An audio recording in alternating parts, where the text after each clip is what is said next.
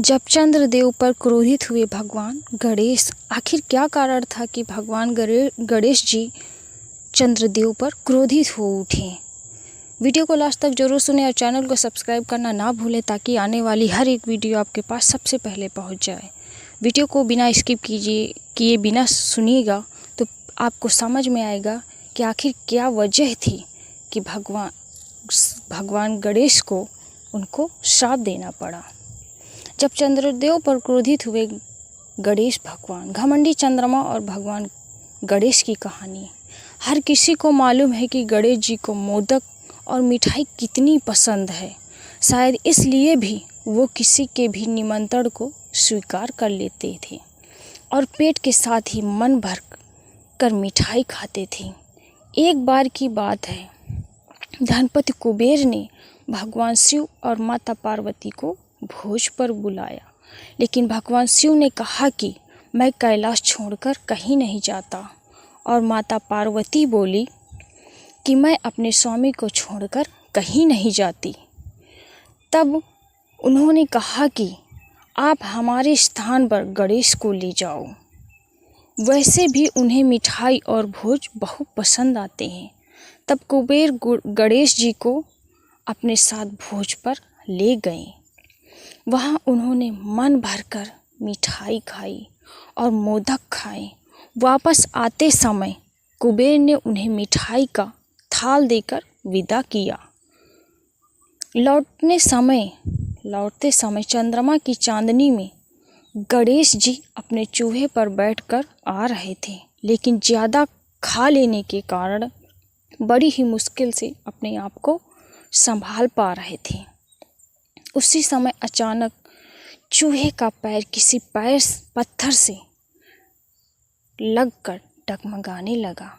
इससे गणेश जी चूहे के ऊपर से गिर गए और पेट ज़्यादा भरा होने के कारण अपने आप को संभाल नहीं सके और मिठाइयाँ भी यहाँ वहाँ गिर गई।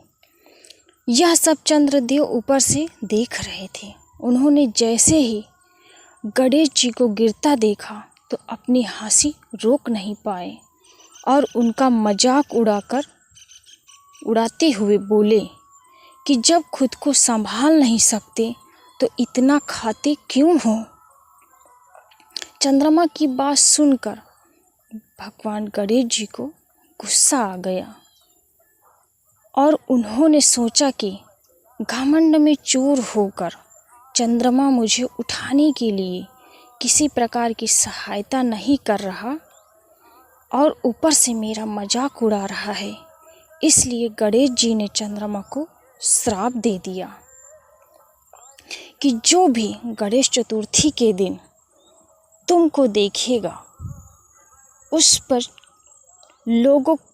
लोगों द्वारा चोरी का इल्जाम लगाया जाएगा।